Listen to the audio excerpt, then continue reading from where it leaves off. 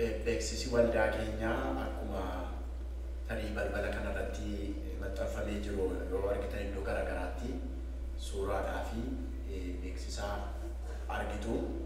Innis konfiraansii waggaa haaraa kan ilaallatudha.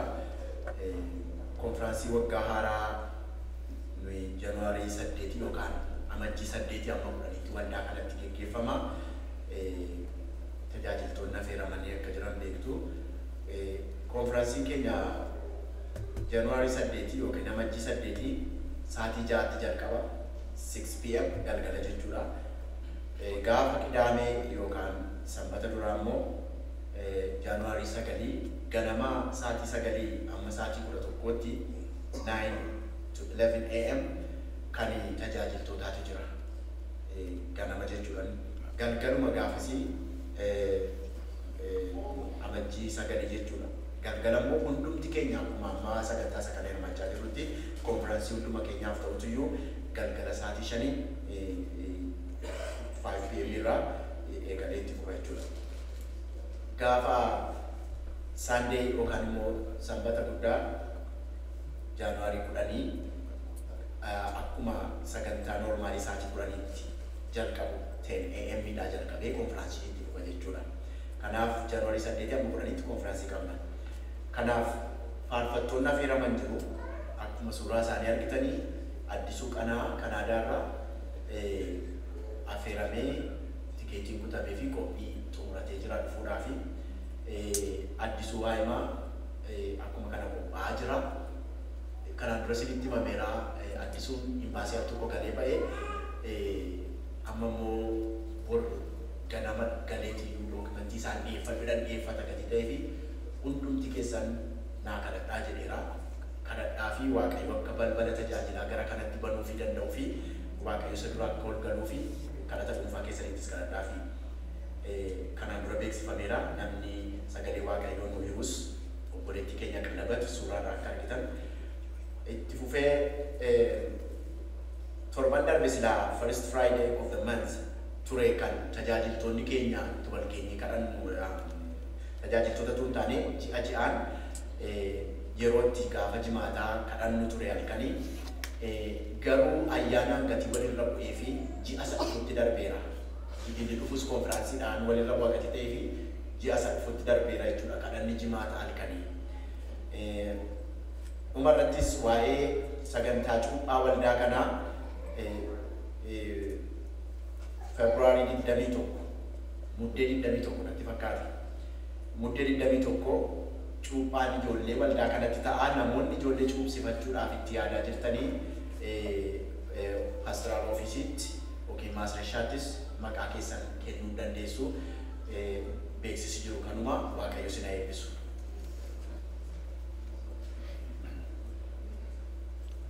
Fayyataa Waaqayyo keessan haa eebbisu. Garaa keenyaa yaada keenya gara sagalee Waaqayyoo dhaga'uutti deebisna. Informationii garaagaraa dhaggeeffanneerra. Har'a Waaqayyo maal nutti dubbata, maal natti dubbata kan jedhu daqiiqaa muraasaaf yaada. Obboloota keenya itti fayyadamaa jiranii faarfannaa cotaalee nuuf faarfatu. Worship tiimiin keenya sagalee Waaqayyoo dhaga'uudhaaf yaada keenyaaf garaa keenya qopheessina. Iddoo jirtanitti yaada kadhataa keessa ta'a. Waaqayyo natti dubbadhu, na barsiisi. Ergaa har'a jireenya kootiif qabdu naa kenni. Jennee nuuf Waaqayyo irratti hundi keenya kadhataa haa jennu.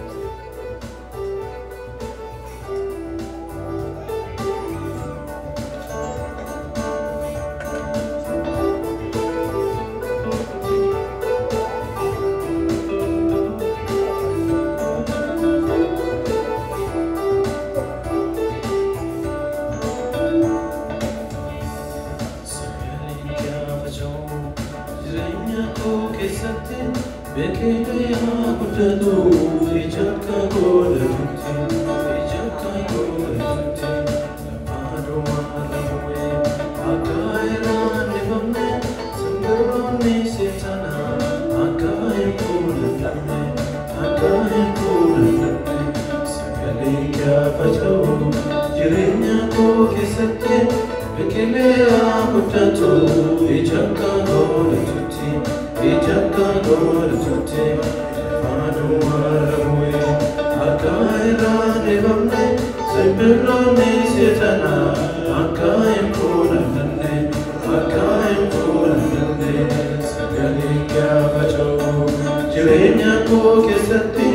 Bikilia kutatu, ejaka bole tuti, ejaka bole tuti.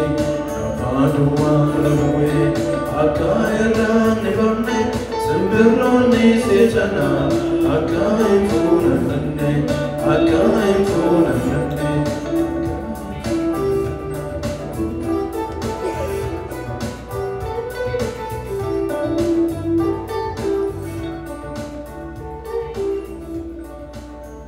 Ya Waaqayyo sagaleen kee jiraataadha. Jireenya keenya keessatti ija godhachuutu irra jira.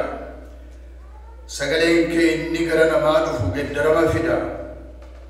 Kanaaf har'a ganama kana sagalee kee nutti dubbadhu. Jireenya keenya geddaruu kan danda'u, haaressuu kan danda'u. Bara hundumaa ergaa dabarsita ilmaan namootaatiif nuufis darbaa ture. Hin dhageenya sagalee kee yeroo hundumaa amala akkanutti hin taane gooftaa Yesuus Kiristoos jireenya keenya keessatti isa haaressuu danda'u humna hafuura qulqulluutiin sagaleen kee gara jireenya keenya haa dhufu. In hojjetta jireenya namaa hin qajeelchita, hin tottoshita, hin haaressita karaa hundumaatiin. Inni haaressu, inni geddaruu danda'u har'a yaa Waaqayyo gara keenya haa dhufu. Bara haaraa, torban haaraa, sanbata guddaa haaraa nuu kennite kana keessatti immoo ergaa nuuf qabda, ergaati nuuf qabdu kana fudhanneettiin immoo deddeebi'uu akka dandeenyu nu gargaari. Maqaa gooftaa keenyaa Fayyisaa keenya Yesuus Kiristoosiin si kadhanna. Ameen. Akka jalqaba sagantaa keenyaa irratti dubbanne sanbata guddaan har'aa, sanbata guddaa isa jalqabaati. Bara 2016 Kamisa darbe waldaa kiristaanaa keessa guunnee Waaqayyoon galateeffannee amma kan walakkaatti naannoowwan eegamnetti ture kan waldaa kiristaanaa kana keessaa gara mana keenyaatti galle. Waaqayyo nu eebbisee nu gargaaree karaa hundumaatiin jireenya keenya bara 2015 keessa geggeessee nu xumursiise. Waaqayyo xumursiisuu beeka, waan jalqabe iddoon gahuu beeka, akka namaa miti karaatti namnisu. Inni sana xumursiise amma har'a immoo sanbata guddaa isa jalqabaa kana nu agarsiise. Galanni ulfinni isaaf haa ta'u. In jalqabsiisa, in agarsiisa. Ammas erga jalqabsiise Waaqayyo iddoodhaan ga'a fiixaan baasa. Kanaaf kadhata hunduma keenyaatu har'a na jalqabsiifteetta yaa Waaqayyo. Bara haaraa, sanbata guddaa haaraa keessa seeneerra. Torbeetii gara torbeetti mana kee dhufee sagalee kee dhaga'uu akka danda'u na gargaari jennee kadhachuu kan keenya. Torbeetii gara torbeetti sagaleen kee inni narratti dhangala'u, inni natti dubbatamu. Amalaaf akkanatti hin taane na gargaari yaa Waaqayyo jechuun kan tokko amantootaati. Waaqayyo hin giddisiisu, fedha barbaada. Kanaaf gara mana isaatii yommuu dhufnu dhaga'uudhaaf dhufna. Dhageenye immoo ittiin jiraachuudhaaf dhufna. Humna keenyaan hin dandeenyu, inni garuu nu dandeessisa. Na gargaari yoo jenne nu gargaara waan ta'eef. Har'a sagalee Waaqayyoo jalqaba irratti kan nu dubbifame Ermiyaas keessaatii daqiiqaa muraasaaf ilaallee gara sagantaa kan biraatti darbina. Ermiyaas 31 lakkoofsa 7 jalqabee amma lakkoofsa 14tti kan jiru dhageenyeerra. Ermiyaas 31 waan haaraan godha jedha Waaqayyo. Kamisa galgala waa'ee waan haaraa gochuu Waaqayyo macaafa Isaayyaas 43 keessa Dr. Rooberaan bal'aatti nutti dubbatanii nu eebbiseera Waaqayyo. Waan haaraa gochuusaa waan guddaa gochuusaa Waaqayyo dhuma waggaa sanarratti guyyaa isa dhumaa sanarratti nutti dubbatee eegaa bara haaraa kana keessatti waan haaraa Waaqayyo godhu jedhee galgala sana gad nu dhiise. Waaqa waan haaraa gochuu danda'u galanni haa ta'u. Sabni Israa'el boqonnaa kana keessatti boojuu keessa turanii boojuu keessa yeroo isaan itti deebi'anidha. Waaqayyo yommuu isaan yakkan, yommuu isaan balleessanii saba akka isaan booji'aman godha. Hin adaba Waaqayyo. Waaqayyo Waaqa jaalalaati. Waaqayyo Waaqa obsaadha. Yeroo hin kenna, guyyaa hin kenna, bara hin kenna. Yoo bara Waaqayyo kenne, guyyaa Waaqayyo kenne kanatti namni gargaaramu yoo dhiise Waaqayyo Waaqa adabuudhas. isaan jaallatu hin adaba Waaqayyo. Saba Israa'el hin adabe. Biyya ormaatti isaan erge rakkina wal'aansoo gidiraa keessa seenanii. Achitti immoo Waaqayyo isaan yaadate barri isaa yeroon isaa yommuu raawwate. Waaqayyo hin yaadata. Waaqayyo hin araarama. Waaqayyo hin deebi'a. Waaqayyo hin dhiisa. Waaqayyo hin adabas. Kanaafuu sabni kun biyya booji'aman sanaati deebi'anii gara biyya isaanii gara biyya Israa'elitti yommuu isaan galanii Waaqayyo waan haaraa akka gochuudhaaf jiru isaan abdachiise. Waaqayyo seenaa geddara. Waaqa seenaati Waaqayyo. Waaqa seenaa geddaruu danda'udha. Erga seenaa sana geddaree booddee waan yaadeef waan akeeke Waaqayyo erga raawwate booddee maaltu itti fufa? Gammachuuf galatatu itti fufa. Ijoolleen Waaqayyo akkas. Yeroo Waaqayyo haala geddaru, yeroo Waaqayyo seenaa jijjiiru gammachuutu dhufa. Ililleetu dhufa. Waaqayyoon galateeffachuutu dhufa. Abbaan seenaa isa ta'e, isa geddaruu danda'u, isa haaressuu danda'u sanaaf galati isaaf kennama. Galata qabattanii dhuftan baay'ee qabdu jedhee yaada mana Waaqayyoo. Tarii walitti waan hin miti. Dhuunfaa keenyatti galata qaba. Individually, personally, galata qabna hundumti keenya. Anaafoo bara 2015 keessa Waaqayyo homaanaan goone namni jedhu mana kana keessa jira jedhee hin yaadu. Gochaan Waaqayyo adeemsi keenya jiraachuun keenya gochaa Waaqayyooti. Ani fayyaa guutuu qabaadhee isin fuuldura irra dhaabachuu danda'uun koo kennaa Waaqayyooti. Isin iddoo sana teessanii baraanotu isin irraan rakkinnotu isinitti hin dhufin teessanii sammuu nagaa gurra nagaa bu'aa ragnaa guutummaa nagaadhaan mana Waaqayyoo dhuftanii sagalee Waaqayyoo dhaga'uun kennaa Waaqayyooti. Eebba Waaqayyooti. Kennaa Waaqayyoo jennee kan nu yaadnu mana naa kennee konkolaataa naa kennee haadha manaa gaarii naa kennee abbaa manaa gaarii naa kennee nu walakkaa'u miti. Jireenyi keenya guyyaa guyyaatti jiraannu kennaa Waaqayyooti. Tarii yaadaan qabnee ilaallee hin beeknu ta'a yookiis irratti yaadne ta'a.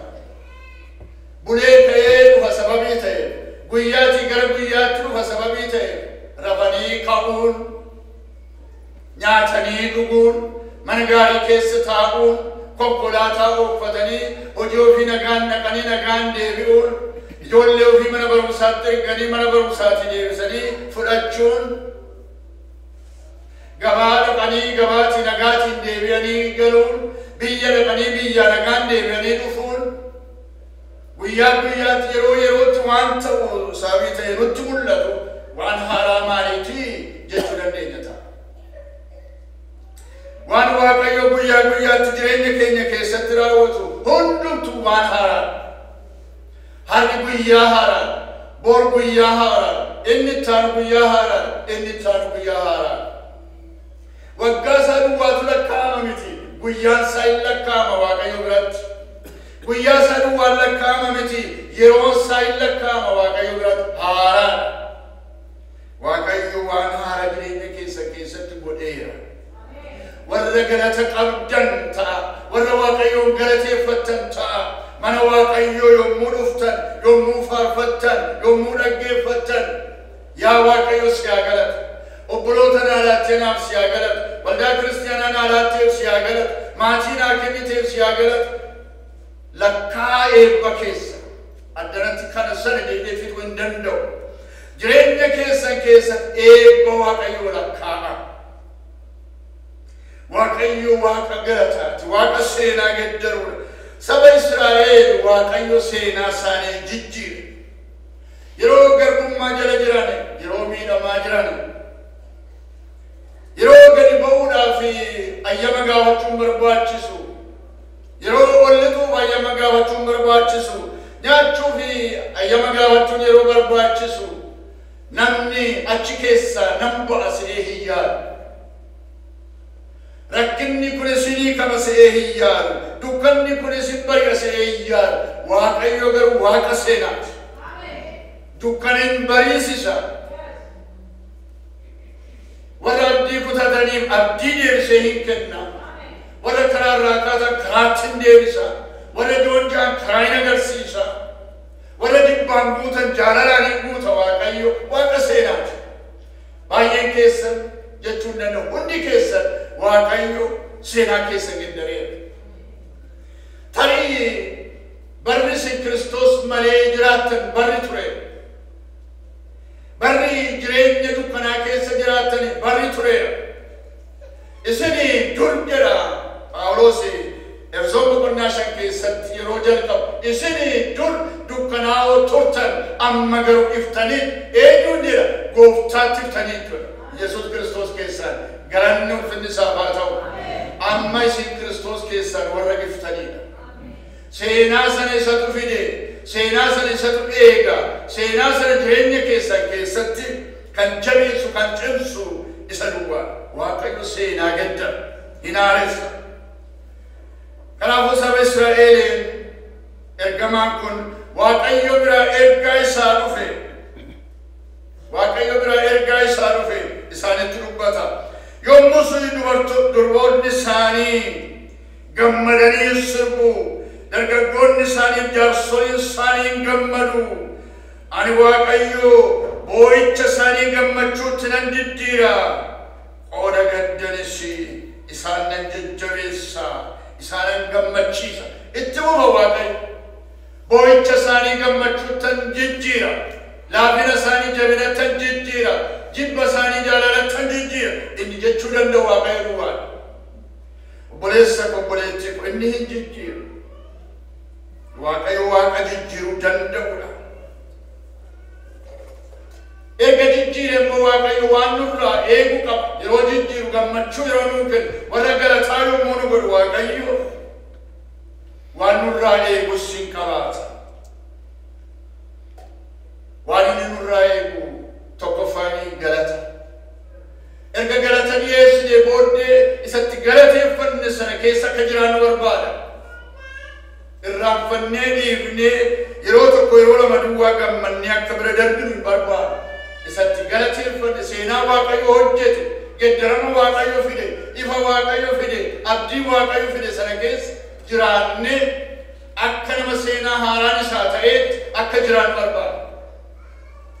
Akka nama seenaan isaa geddarameetti akka jiraannu barbaada.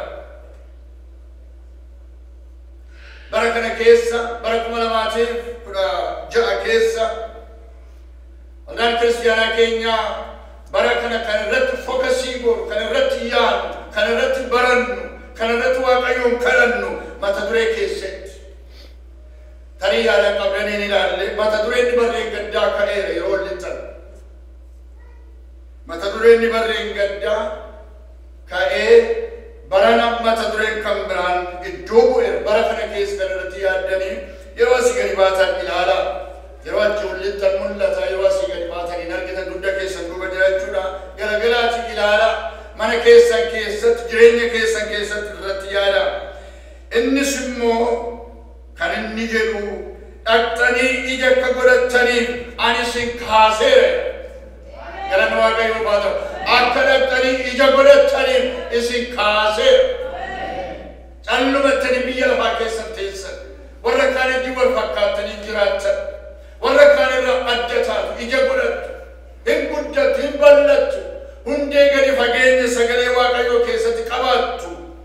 Akka dhaqxanii ija godhataniif isin kaaseera. Waaqayyo kanaaf isin kaase. Waaqayyo kanaaf nu kaase.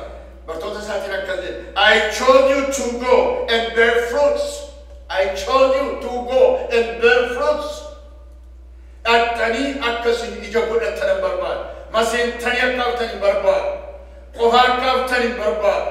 Dhaqxanii akkasin baay'attan, akkasin guddattan, akkasin tamsaatanii hojii maasii Waaqayyoo keessatti hojii inni isinitti kenne akkasin hojjettan hin barbaadu. Baranii ija godhachuutu nurraa eegama.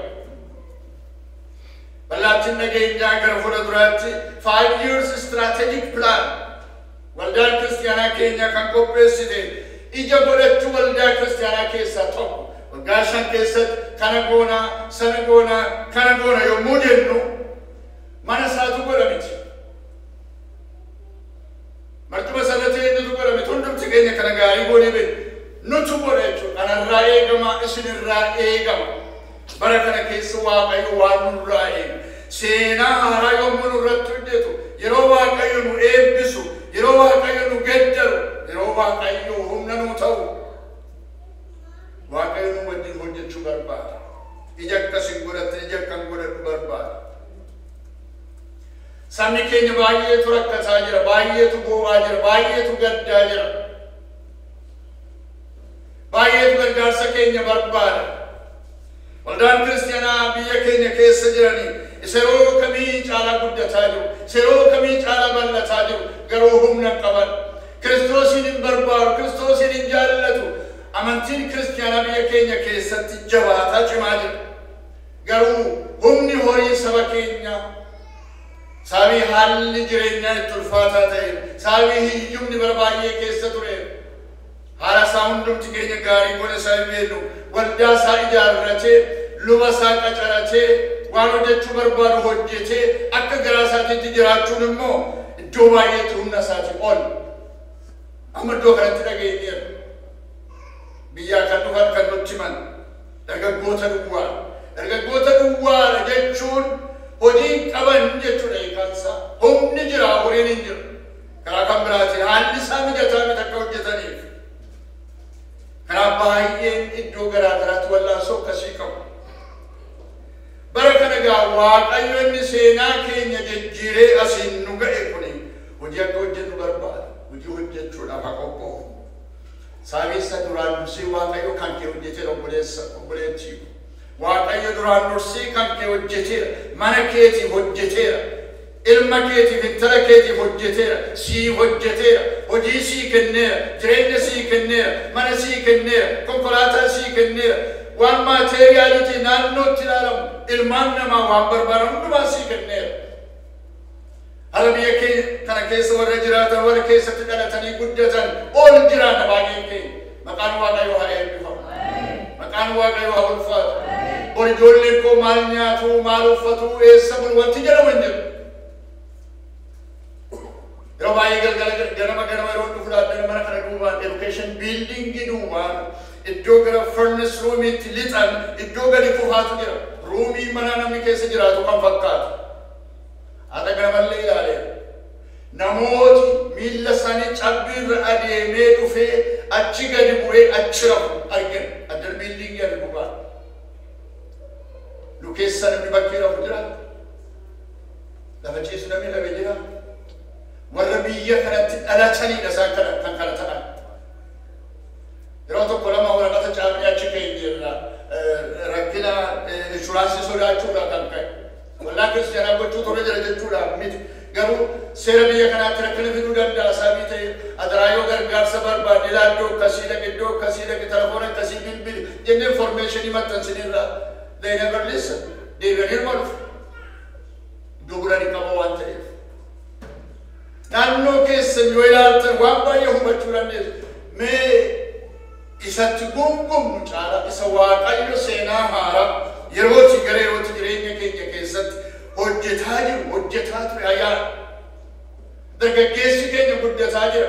Ijoolloti keenya guddataa jiru. Sila argataniitti dhufanii naannoo guutanii yeroo isaan dhaabatan. Gajjallaa sana yoo ilaaltan dargaggooti baay'een keessa jiru. Kan kaanillee akka dargaggootti gajjallaa ta'aa jiru. Kan isaanii dargaggoota garuu baay'een isaanii dargaggoota achi jiru. Eebba kun eebba Waaqayyooti. Jireenya qabu, bultoo qabu, isin eebbisira Waaqayyo. Yeroo Waaqayyo isin eebbisu, eebbi Waaqayyo private miti. Eebbi Waaqayyo dhuunfaa godhanii qabatanii taa'uu waan eebbi Waaqayyo alaba. Eebbi Waaqayyo hin mul'ata. Eebbi Waaqayyo ollaa dhaqa. Eebbi Waaqayyo saba ofii bira dhaqa. Eebbi Waaqayyo waldaa ofii bira dhaqa. Eebbi Waaqayyo isa rakkataa barbaade ijaara. Eetu rakkate, eetu gargaarsa barbaada. Eebbi Waaqayyo sirrii darbuu qaba. Mana kee duwwaa keessatti hafuu hin qabu. Barri kun bara Waaqayyo eebba keenya sheerii gochuu dandeenya. Kennaa Waaqayyo nuu kenne. Ilaa abalu amma koo hin qabu. Ilaa abalu rakkataa jira. Ofii kooti kana dhiisee sana dhiiseen abaluuf iddoo akkasitti kana godha. Baratti jennu nuuf haa ta'u. Hin godha Waaqayyo. Kanaatiin tokkoffaa jireenya keessaniif galata dhiyeessa. Waaqayyo isa seenaa jijjiira. Gammachuun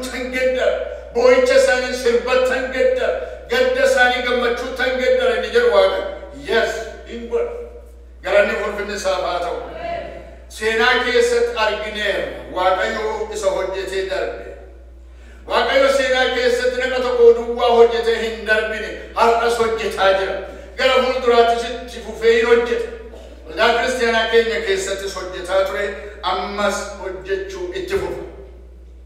Karaa garaa garaatiin Waaqayyo gammachuu garaa garaa nu dhageessisa. Waldaa keenya keessatti isin eebbiseera. Gammadaa Waaqayyo galateeffadhaa. Fuuldura ilaalaa malee duuba ilaalinaa. Warra galateeffatan ta'a malee warra guungumtan hin ta'inaa. Warra waan gaarii walirra barbaadanii waliif Waaqayyoon galateeffatan malee warra hammeenya walirra barbaadanii abalu kana godhe sana godhe jettanii dadhabbii lakkooftan isin godheen Waaqayyo. Guungumtuuni Waaqayyo sagalee isaa keessatti akka dubbisu karaa tafaneera.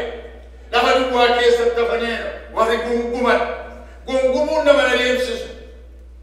Guungumuun iddoo sana nama dhaaba. Guungumuun lafa namatti fageessa. Waggaa 40 deeme saba Israa'el. Saabii guungumu, saabii guungumu, saabii guungumuuf. Beelaaf hin guunguma, eebuuf hin guunguma, maa mana baaneef hin guunguma, maa buqqee biyya Misir dhabneef hin guunguma, geggeessaa isaa irratti hin guunguma. Waaqayyo sadiiqii hojjetaa ilaaluu dandeenye. Guungummiin jireenya namaa keessa yommuu guutu, Waaqayyo jireenya namaa keessatti waan gaarii hojjete arguun nama rakkisa. In argituumma jireenya keessa garagaraa ilaala. Eessaa siin kaase, eessa siin kaa'e, eessaa na kaase, anaan eessa na kaa'e. Hundumti keenya addana kan jira. Waaqayyo Waaqa eebbaati. Waaqayyo Waaqa seenaa geddaruu danda'udha. Kanaafuu fuula Waaqayyo duratti isanni hojjete kanaaf gammadaa galateeffataa. Akkasiniin bara kana keessa immoo caalaatti hojii mana Waaqayyootiin qophooftanii akka teessan hojii isinirraa eegamu, nurraa eegamu, amanamummaadhaan kennaa keenya kennuudhaan, kurnaffaa keenya kennuudhaan, kennaa addaa kennuudhaan, humna keenyaan tajaajiluudhaan, beekumsa keenyaan tajaajiluudhaan lafa jirrutti bara kana hojjechuuf akka qophoofnu Waaqayyo nu gargaara. Barri kun bara hojiiti. Barri kun bara hojiiti. Sabiin isaa mata dureen isinii kenne sana mata duree waldaa kiristaanaa keessa yaadadhaa. Dhaqxanii ija akka godhattanii ani sin kaaseera. Kana sagalee Waaqayyoos. Wangeela Yohaannis boqonnaa 15:16. Dhaqxanii akka ija godhattaniif barri kun baratti ija godhannu nuuf haa ta'u. Baratti guddannu nuuf haa ta'u. Baratti jabaannu nuuf haa ta'u. Bara harki keenya hiixatee warra kaan qaqqabuu danda'u nuuf haa ta'u. Hin godha Waaqayyo galanni ulfinni isaaf haa ta'u. Kanaafuu kana keessa utuu hin bahin waan itti Waaqayyoon galateeffannu sheerii isinii gochuu barbaada. Maalfaatti Waaqayyoon galateeffannu lakkoofne waan tokko duwwaa garuu sheerii isinii gochuu barbaada. Lallaba kanaa tun gargariin kutin. Dr. Roobeeraan gara kanatti waan Waaqayyoon itti galateeffannu gochaa Waaqayyo nu godhu. Jireenya keenya keessatti waldaa kiristaanaa keenyaa keessatti Waaqayyo takkaa nu dhiisee hin beeku, takkaa nu gatee hin beeku. Yeroo nu yaadnu, yeroo nu sodaannus Waaqayyo nu wajjin ture, ammas nu wajjin jira. Gara fuulduraattis nu wajjin jiraata. Kanaaf obboloota jabaadhaa.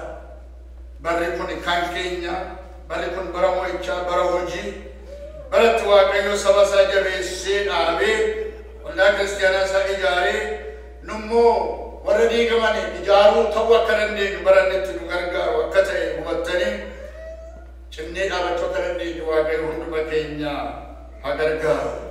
Ameen. Ergaa isa kana dhageenye booddee gara xumuraatti nan fida gidduutti garuu isa kana mee haa dhaggeeffannu.